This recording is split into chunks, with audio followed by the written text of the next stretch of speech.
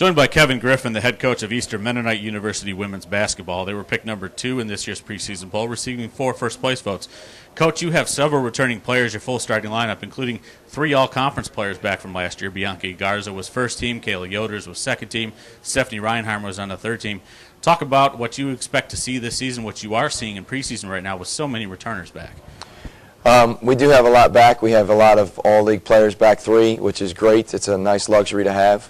But my message has been since last year to them, they have to be better than last year. If they come back and they're the same, we'll still be okay, but we won't be where we need to be.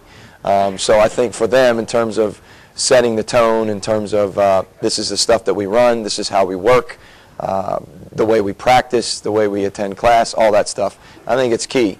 To have those 3 back is huge. Yeah, the experience that they've already gained from knowing a lot of the opponents, knowing how we travel, all those things that, 7 new kids don't know, which you don't know how they're going to react to all that.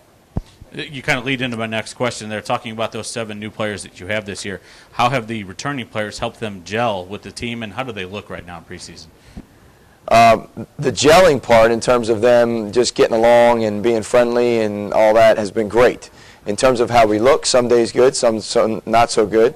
But in terms of the older kids, there's 7 returners and 7 new kids, or 8 returners, sorry. They've done a really good job of trying to take these kids, put them under their wing, and just explain to them why it is that we're doing things this way. It doesn't mean that other ways are wrong, but here's why we want to do it this way. We've asked a couple coaches about the transition of a program, and over the last several years, you've been transitioning your program to reach the level it's at right now, being a semifinal team from last season. Talk a little bit about the process of transitioning a program from a place where it was to the place where you think it's going to be this season.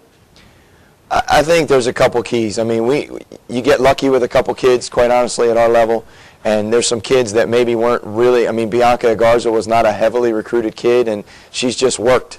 I would say all 3 of those kids. Kayla Yoders was not a heavily recruited kid. Steph Reinheimer was not a heavily recruited kid. Some schools showed mild interest, so it starts with talent.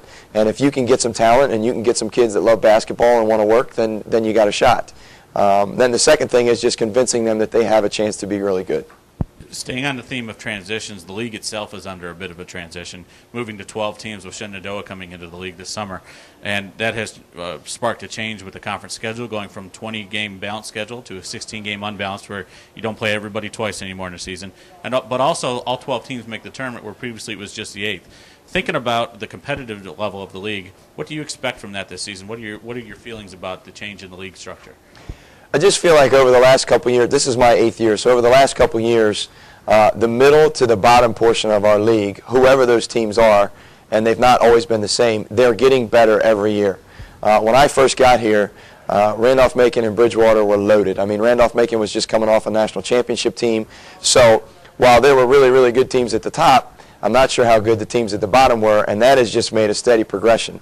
In terms of the schedule, some people are going to get lucky in terms of they only have to play this school twice or once versus they got to play somebody else who's really good twice. Unfortunately for us, we have to play some of the really top-picked schools, whatever that means, twice. And that changes next year, so you just don't know. Well, Coach, we look forward to seeing you and the Royals on the court this season. Good luck this year. Thank you.